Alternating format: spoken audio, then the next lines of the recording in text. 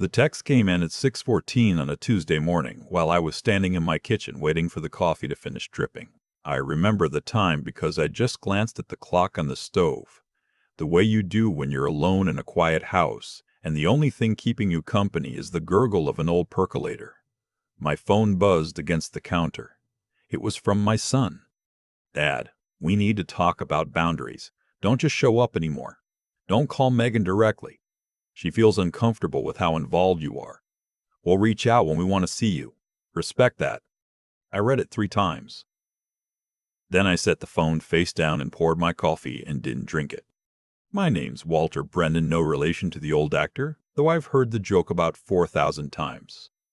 I'm 63 years old. I spent 31 years as a union electrician in the Cleveland area, the last 12 running my own small shop with 2 trucks and a kid named Anthony who I trained from the ground up.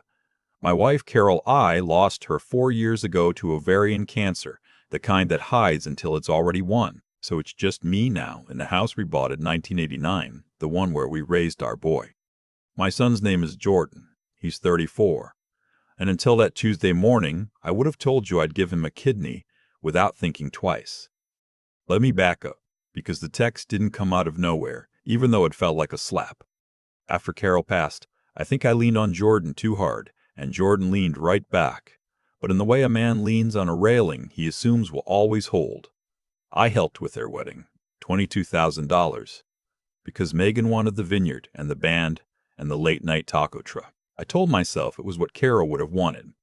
When they bought the house in the new development out past the highway, I co-signed and I put down $40,000 so they could clear the mortgage insurance. When Megan decided she was going to launch her brand candles, then leggings, then some skincare thing, I floated her $11,000 in startup costs that never came back. And I never asked it to. And I want to be honest here, because if I'm not honest, this whole thing is worthless. There was a part of me that liked being needed. There really was. After Carol died, the house got so quiet I could hear the refrigerator thinking. Writing those checks made me feel like I still had a job, like I still mattered to somebody. I told myself I was being a good father. I know now I was just buying a seat at a table I should have earned a different way. So that's the part I own. I made it easy for them to treat me like an ATM with a heartbeat. I taught them that. The grandkid is what makes the rest of the story matter. His name is Sam. He was 6 that spring. He's got Carol's eyes, the same gray-green that used to look right through me when I was being stubborn, and he calls me Pop Pop. And for the first 2 years of his life, I was at that house 3-4 times a week. I built him a sandbox. I taught him to bait a hook off the dock at my brother's lake place.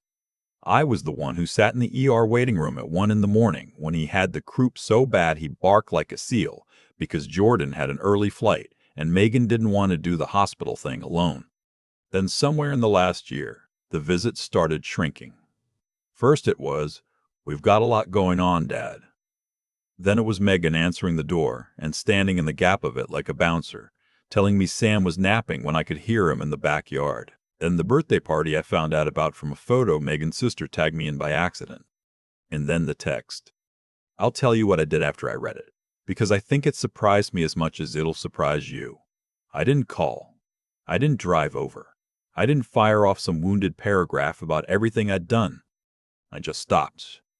I stopped the automatic transfer that put $600 into their account on the first of every month money I'd been sending for Sam, for clothes and shoes and the swim lessons. I stopped paying the premium on the life insurance policy I'd quietly taken out with Sam as the beneficiary, and I let it lapse, figuring I'd build something better later. I canceled the standing order at the lawn service that kept their yard looking nice, and I called my buddy Gus, who does my taxes, and I told him I wanted to talk about changing some things, and he said come in Thursday. Then I went out to the garage, and I sat in Carol's old lawn chair, the green one with the frayed webbing she refused to throw out, and I had my first real cry in about a year. You want to know how long the silence lasted? 11 days. 11 days of me learning to make a pot of coffee that was just for me. 11 days of not picking up the phone every time it buzzed, because it was never them. It was a pharmacy reminder or a robocall about my car's extended warranty. I won't lie and say it was peaceful. It was awful. But it was also, in a strange way, the first time in a long time that I wasn't auditioning for my own family. On the 12th day, the doorbell rang at 6:45 in the evening. I opened it, and there they were. Jordan and Megan standing on my porch under the bug light, and the look on their faces was not the look of people who'd come to apologize. Jordan held up his phone like he was serving me with papers. "The transfer didn't go through," he said. "And the loan guy says we canceled. What's going on?" I stood there in the doorway. I didn't ask them in. "You sent me a message," I said. "You told me not to interfere, so I'm not interfering." Megan made a sound, this little laugh that wasn't a laugh. "That was about boundaries, Walter. About you showing up unannounced. Not about—" She gestured at the air, at the money, at the whole invisible architecture I'd been holding up for years. "Not about cutting Sam off. You'd really punish a child to get back at us?" And there it was, the thing they always reach for. The kid as a shield. "I'm not punishing anybody," I said, and I kept my voice level because I'd promised Carol on the worst night of her life that I'd never become a man who yelled. "You told me you'd reach out when you wanted me, so I'm waiting for you to want me for something other than the first of the month." Jordan's jaw did the thing it used to do when he was 16 and I caught him with the car keys he wasn't supposed to have. "This is manipulation," he said. "This is exactly the kind of control Megan was talking about." "Control," I said. "Son, I co-signed your house. You want me to interfere less, I can do that. But you can't have my silence and my checkbook at the same time. Pick one." That landed. I watched it land. Megan grabbed Jordan's sleeve and said something I couldn't hear, and they turned and walked back to the Tahoe I'd helped with, the down payment on. And they drove off. And I shut the door, and I leaned my forehead against it for a minute, and then I went and finished my dinner, which was a grilled cheese, because some nights you just need a grilled cheese. Now here's where it gets ugly, and I want you to know I'm not proud of how much it hurt me to learn the things I learned over the next 2 months. I'm an old electrician. I notice when something's drawing more current than it should, and I've been quietly noticing for a while that for two people who supposedly needed my $600 a month, Jordan and Megan sure had a lot going on. The new boat in the side yard, Megan's post from a wellness retreat in Sedona, Jordan trading the perfectly fine Accord for a truck that cost more than my first house. So when my niece Dana Carroll's brother's girl, who works in the title office downtown, mentioned offhand at a family cookout that she'd seen Jordan and Megan's name on her refinance, I started paying attention in a different way. What I pieced together over those weeks, with help from Dana and from old Gus and from a few honest conversations with people who'd known me long enough not to sugarcoat it, was this. Jordan had been let go from his sales job back in the winter 6 months before that text and never told me. He and Megan had refinanced the house, the one I co-signed, pulling out almost $60,000 in equity. They'd run that down on the boat, the truck, the Sedona thing, the candles and the leggings and the skincare, and now they were underwater, behind on the new bigger mortgage, and the $600 a month for me plus the lawn service plus everything else hadn't been for Sam in a long time. It had been the duct tape holding their whole inflated life together. The boundaries text wasn't about boundaries at all. I figured it out one night, standing at the kitchen sink. Megan had decided I was getting too close. Not too close to them, too close to the truth. I'd started asking Sam questions. Innocent ones. "How was school, bud? You like your new teacher?" And Sam, being 6, would tell me things. That they moved his room to the basement so they could rent the upstairs to a guy named Curtis, that Mommy cries about the bank, that there wasn't going to be a soccer team this year because it cost too much. I was the leak in their story, so they sealed me off. And the part that put a stone in my chest and kept it there, the reason I couldn't sleep for about a week, was Sam in that basement, and the soccer he wasn't getting to play, and the way he'd stopped calling me, because of course a 6-year-old doesn't dial a phone. Somebody has to hand it to him, and nobody was handing it to him. So I made a decision, and I'm going to tell you what it was. But first I have to tell you about the morning I almost did the wrong thing. It was a Saturday. I had my checkbook out on the kitchen table and a pen in my hand, and I'd convinced myself the noble thing, the Carol thing, was to just bail them out. Pay off the arrears, get them current. Swallow it, because that's what you do for family. I even wrote the date. June something, and I sat there with the pen on the line and I heard Carol's voice. Not in a spooky way. I'm not telling you a ghost story. I just heard her the way you hear someone you lived with for 35 years, which is to say I knew exactly what she'd say. She'd say, "Walter, you keep patching the roof and you never look at the foundation." I put the pen down. I tore up the check. And I called a lawyer, not Gus. A real estate and family lawyer, a woman named Priya Mensa that my electrician's local had used for years. And I made an appointment.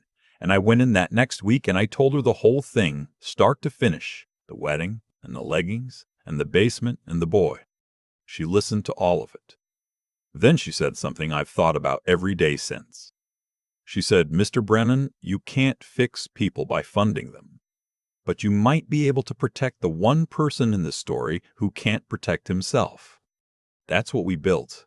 It took most of the summer, and it cost me more in legal fees than it ever did in candles, but I'd spend it again 10 times over.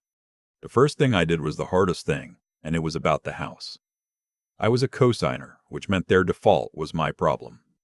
But it also meant I had standing. I didn't bail them out of the arrears.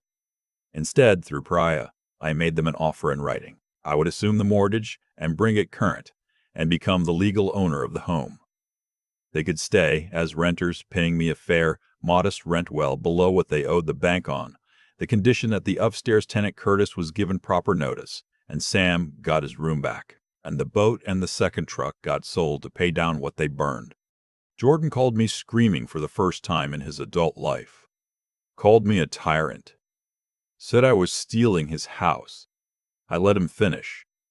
Then I said, "It was my house the day I signed my name next to yours. I'm not stealing anything. I'm the only reason the bank hasn't already taken it. You can take the deal, or you can take your chances in foreclosure with a 6-year-old. Your call." He took the deal. Of course he took the deal. The second thing was for Sam, and this is the part I'm proudest of, and I'll keep it short because it's the part that doesn't need decoration. I set up a trust, not a handout of trust, the kind with a lock on it that even I can't pick. Priya drew it up airtight. Every dollar I'd been sloshing into Jordan and Megan's account, plus a good chunk of what I'd been saving for nothing in particular, went into it in Sam's name. It pays directly for the things a kid needs that a kid shouldn't have to lose because the grown-ups can't manage themselves. School, doctors, his dad's basement, notwithstanding the soccer, the swim lessons, the braces he'll need in a few years. It doesn't pass through Jordan and Megan's hands at all. It can't be borrowed against. It can't be refinanced. When Sam turns 25, not 18, 25, because 18 is old enough to be foolish and 25 is old enough to know it, whatever's left is his to build a life with. A real one, not a leased one. And Megan, who came at me hard about all of this, who actually had the nerve to ask Priya in a meeting whether she, as the mother, could access the trust for Sam's expenses. Megan gets nothing. Not because I'm cruel. Because I finally learned the difference between a gift and a leak. A gift goes where you send it. A leak goes wherever the pressure pulls it. And the pressure in that house was always pulling toward her. The cruelest thing they did, and the thing that almost broke me, came right in the middle of all this. Megan, on the advice of who knows what corner of the internet, filed for a temporary protective order against me. Claimed I was harassing them, showing up, frightening them. It was nonsense, and it fell apart the second it saw a courtroom, because I'm a 63-year-old man with a calendar full of time-stamped texts where I'm asking permission to see my grandson and being told no. But for 2 weeks, I wasn't allowed within 100 yards of Sam, and I want you to understand what that does to an old man's heart. I sat in this house with his sandbox out back filling up with rain, and I did not know if I would ever be allowed to push him on a swing again. But here's the thing about lying in a court. It's expensive when it falls apart. The judge, a woman about my age who'd clearly seen 1,000 of these, didn't just deny the order. She looked over her glasses at Megan and asked on the record what evidence supported the claim, and there wasn't any, and she noted it. That note matters. When the custody and visitation questions came up later that fall, that false filing was sitting right there in the file, and it did not help Megan one bit. I didn't have to throw a single punch. She'd handed the court the rope. The resolution, if you want to call it that, isn't a movie ending. Nobody got led away in handcuffs. Megan didn't tearfully apologize on her knees in the rain. Real life doesn't pay out like that, and anybody who tells you it does is selling something. What happened was quieter and, I think, better. Jordan and Megan separated that next winter. I won't pretend I had nothing to do with that. When you turn off the money, you find out what was actually holding two people together.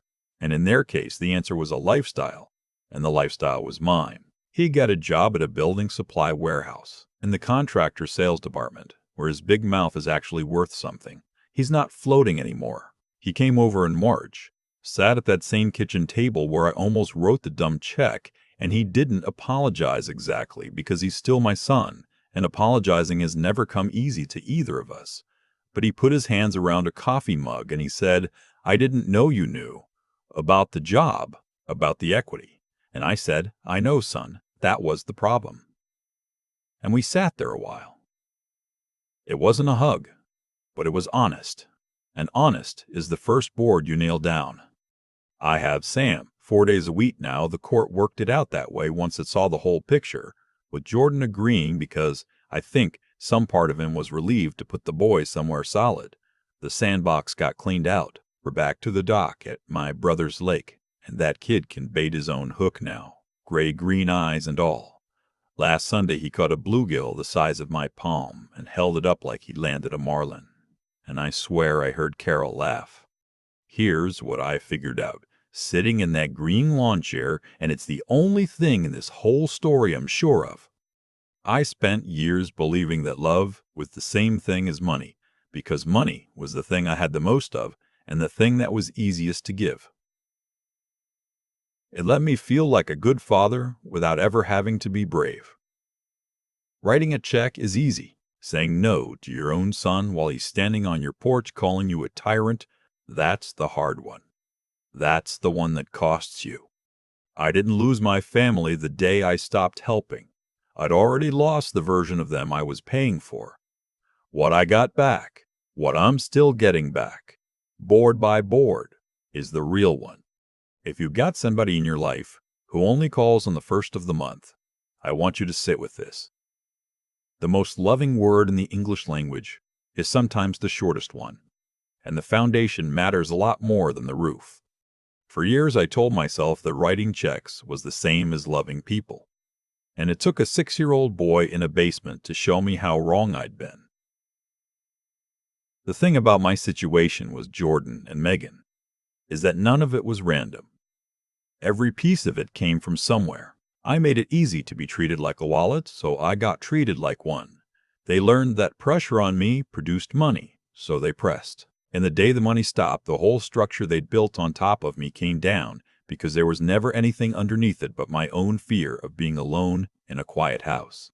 What I keep coming back to, sitting out here in Carol's old green lawn chair while Sam digs in his sandbox, is that I had to become 3 different men I'd never been before. The first was a man who could tell the truth even when it cost him. For most of my life, I'd hidden behind generosity because generosity is safe, and saying no to your own son on your own porch is not safe at all. But a thing isn't right just because it feels kind in the moment. Handing Jordan money while he lied to me about his job wasn't kindness. It was me choosing my own comfort and calling it love. The day I stopped doing that was the first honest thing I'd done as a father in a long while. The second man I had to become was one who thinks before he reaches for his checkbook. I'd spent years patching the roof and never once looking at the foundation, like Carol used to say. Anybody can throw money at a problem. It takes a colder kind of clarity to sit down with a lawyer and ask what actually protects the boy, instead of what makes me feel useful tonight. The trust, the house, the quiet refusal to be the leak in their story anymore. None of that came from anger. It came from finally using my head instead of my guilt. And the third man was the one who could stand in silence and not cave. 11 days felt like 11 years. 2 weeks barred from my own grandson nearly broke me. The easy thing, every single morning, would have been to write the check and buy back the version of my family I was renting, holding the line when every nerve in your body is screaming to fix it. That's the hardest work an old man ever does, and nobody hands you a medal for it. Jordan isn't floating anymore. Sam has his room back and his own hook to bait. I didn't get there by being soft, and I didn't get there by being cruel. I got there by being honest when it hurt, careful when it counted, and stubborn when it would have been easier to fold. If there's a person in your life who only calls on the first of the month, understand that the kindest thing you can do for them might also be the hardest thing you'll ever say. No is not the end of love. Sometimes it's the beginning of the real thing.